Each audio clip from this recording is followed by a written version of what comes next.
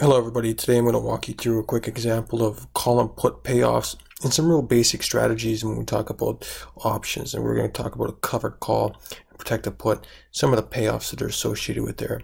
So if you haven't watched the introductory options video, you might want to watch that. This is going to really be a secondary video to some of the basics that you should already know about options. So you should have some of the terminology in your head in terms of what a call option is, what a put option is, terminology surrounding a holder, a writer, etc. in terms of understanding what we're going to talk about within these payoff structures here. So the first slide I've already drew here, just to save a little bit of time. This would be an example of a call option payoff structure. So we can see here on this slide, we have a call holder and we have a call writer. And so what is the payoff going to be associated with these different types of transactions? Well, in the first one here, we're going to see the call writer. So the call writer's here in the red line. You're going to see that since he's writing the call, for a good portion of that time when the option is out of the money, he's going to be receiving some sort of premium, and his payoff structure is going to be positive.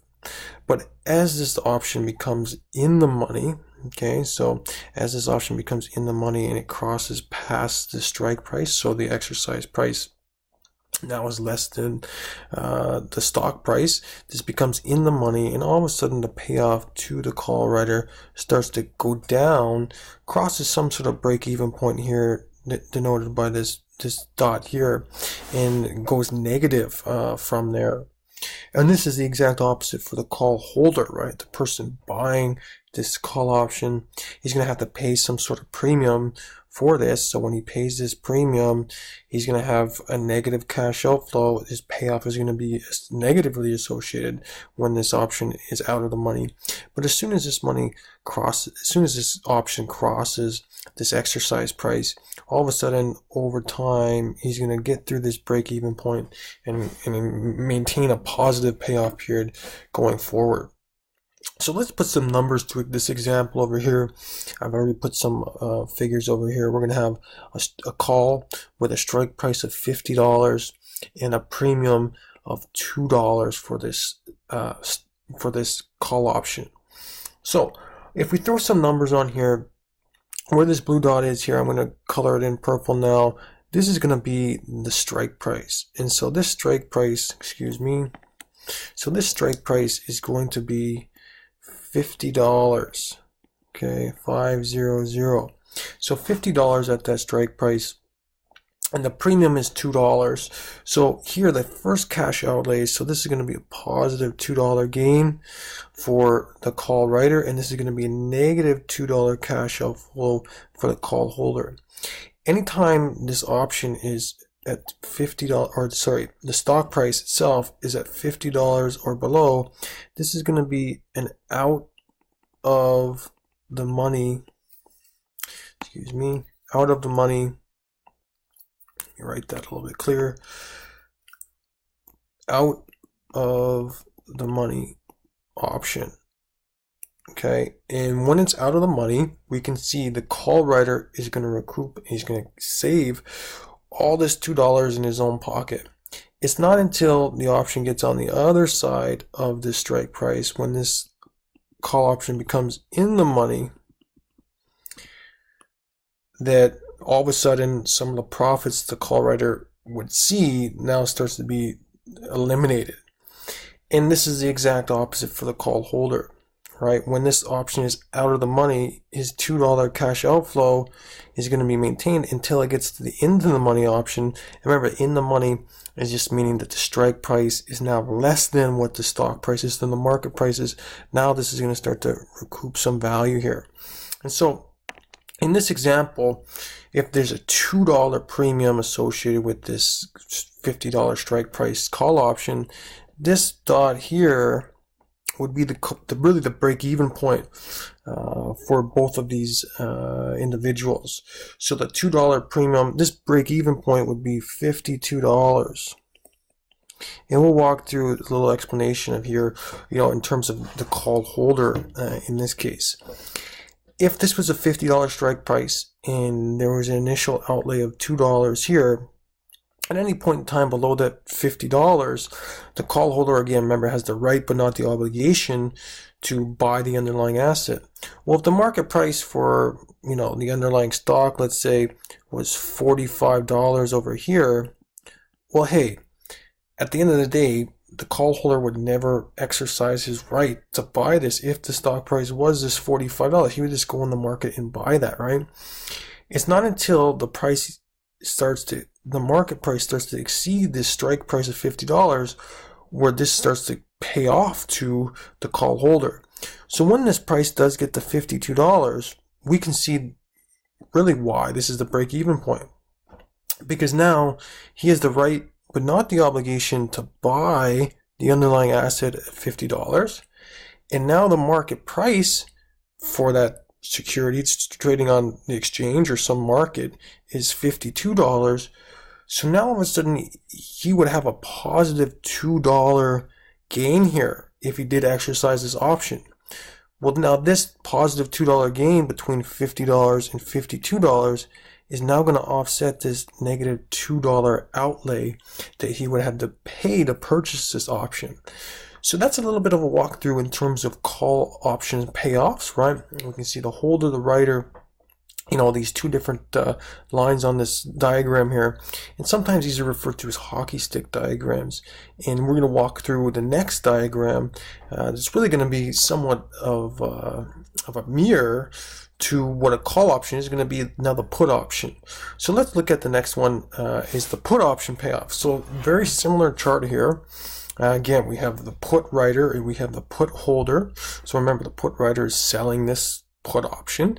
Put holder is the one buying this option. And remember, put options are giving the right but not the obligation to sell the underlying asset at some predetermined strike price.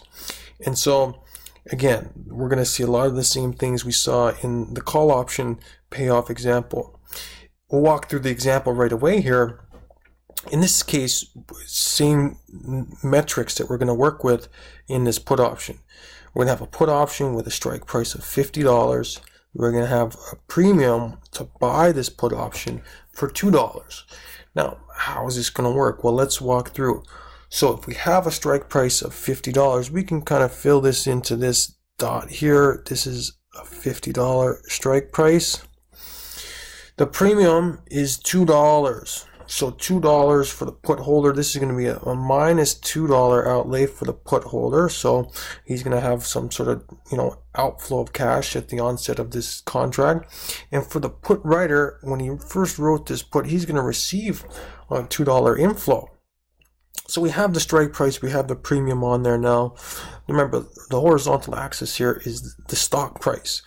So as this price, as the stock price begins to fall in value, so it's going downward, and all of a sudden, let's say we get to this point here, and this is going to be the break-even point. In this case, this is going to be, you guessed it, $48. And why is it $48? Because if, again, we put ourselves in the shoes of the put holder, all of a sudden he has the right but not the obligation to sell the underlying asset at this strike price of $50. Okay, so he had to pay $2 to acquire this right. And so when the stock price does get to $48, he now has the right to sell this asset for $50. So all of a sudden, this $2 outlay that he initially purchased this put option for now actually becomes, eliminated by the additional $2 that he now is able to save by providing him with an option to sell the asset for $50. So if we go through this a little bit more with a couple more examples, if this stock price even fell further, right? So if this stock price fell further from 48, let's say it goes to $45 here, all of a sudden now, in this example, the holder, of this option here has the right but not the obligation to sell at $50. So at $50, now all of a sudden, he's going to have a positive 5 cash flow or payoff from that put option, but it's going to be offset still by this -2. So actually this would now come up here to about it would be a $3 payoff for the put holder. And we could look at this in the opposite way for the put writer. You can see this is a mirror image of this example here. So that's a quick run through of payoffs for calls and puts. And it's important to kind of know what the payoffs are, and it's easier to understand what these payoffs are in these simple examples of put and call options, because next we're going to get into covered call and protective put strategies. So covered call and protective put strategies, we're going to look at 2 different examples. So the first one, covered call strategy. And remember guys, covered call strategy, this is going to involve, you're going to be long a stock or an asset. So you're going to long an asset, you're going to buy this asset. And the second portion of a covered call strategy is you're going to sell, or you're going to write, and I'll put here write, you're going to write a call option. And remember, this call option is 99% of the time, this is going to be out of the money option. And remember, out of the money simply means that the strike price exceeds the stock price. So you're going to sell this call option. You're trying to, derive some additional cash flow, and really trying to enhance yield is really one of the main reasons why we see a covered call strategy. So here you're going to see a couple different lines on this chart. So it looks very similar to what we saw earlier in terms of the call and put option, but here we're going to have a green line, and this is just going to show what your payoffs are going to be when holding an asset long. Okay, so you're going to buy ABC, you're going to hold this stock, you're going to have some sort of payoff that's going to be associated with holding the stock. So as that stock goes up by $1, you're going to make $1. That's what the green line denotes. The blue line that you see on this chart here, this is going to denote what your actual payoff is going to be with a combination of longing the stock and writing a call option, writing an out of the money call option. And so it's probably best to walk through an example here, put some numbers on this. Maybe this is going to make a little bit more sense to you. So the example, you bought a stock at $50. So let's put this on here right now. We'll put $50 on the chart here. So you bought this for $50. Here you are. Okay, so as this stock goes up, right, by $1, you're going to make $1. As the stock goes down by $1, you're going to lose $1. That's what the green line denotes. Number 2. So now you're gonna sell, or you sold a call option for $2 with a strike price of $55. So remember, the strike price is you sold this, right? So whoever's buying this has the right but not the obligation to buy this stock for $55. If that person decides to initiate and move forward with this call option, you have the obligation to sell it to him for $55. So at this point in time, $50, he's not going to want to exercise his option. At this point in time, he can go on the market and buy it for $50. But you're going to sell this call option for him for $2. So you sell this option for him for $2. So now all of a sudden at $50, if the stock price stays at $50 here, okay, all of a sudden if it stays there, really your payoff is up here, right? Because your payoff is going to be $2. So your payoff would come over here, and this would be a $2 payoff at this point in time right here, if the stock just stays at $50. Now what happens if the stock moves down, right? So if the stock moves down, right, the stock price is falling, going down, down, down. Let's say we'll look at this break-even mark here. If the stock price goes down to $48 at this point in time here, well, technically this is really a break-even point, because what you've done here is that even though the stock price has fallen by $2, you sold a call option for $2. That $2 is still going to be in your pocket. This is actually a break-even point, because even at this point in time, if the stock fell to $48, the holder of this call option over here is still not going to exercise the option. He's going to go, if he wants to buy this asset, he's going to go and buy it for $48. He's not going to want to buy it from you for $55. So that is the break-even point, where now all of a sudden the $2 loss by holding the stock long is really offset by the $2 that you've gained by selling this call option. Now, if we go the other way around, let's say the stock goes up in price now. We put another dot on here, and let's say this stock moved up to $55. So stock moves up to $55. again, this is now going to denote really the maximum return that you're going to be able to derive from this combination of assets. So you have a stock that moved up to $55. You sold a call option for $2 with a strike price of 55. At this point in time here, if we just draw this line like this, right, at $55, this is going to denote your maximum payoff from this strategy. And that maximum payoff is going to be $7. And why is it going to be $7? Well, you bought the stock for 50. You've sold a call option with a strike price of 55. So if that asset does get to $55 or higher, even, right, even as the stock price goes up and up and up here, you're still obligated to sell this asset for $55 under your option contract. So now the maximum you can earn on this asset in the long position is going to be this $5 plus the $2 that you've sold this call option for. So now all of a sudden your maximum payoff, no matter what, even if this asset, even if the stock price moved up to, let's say, $70 here, right? You're long the stock, but you sold a call option on the stock that obligates you to sell it at 55. So that's why here you're going to see this horizontal line up here now all of a sudden cap your returns, right? Your potential returns on that. So this is an example of a covered call strategy. We looked at it from the perspective of the stock going up, but also if the stock continues to fall further and further and further, your losses are going to be offset by what you're able to sell this call option for. So that's a covered call strategy. In the next one here, we're going to look at another common, simple combination of assets, and it's going to be, again, a long of a underlying asset, a stock, and then now we're going to buy a put option, and now this is going to be called a protective put strategy. So again, similar format that we saw in the previous slides here. But in this example, what are we going to do with a protective put strategy? Well, guys, remember I just told you, number one, we're going to long a stock or an asset. So we're going to be on the long side of a stock. So this green line is almost the same as what you saw in the covered call strategy.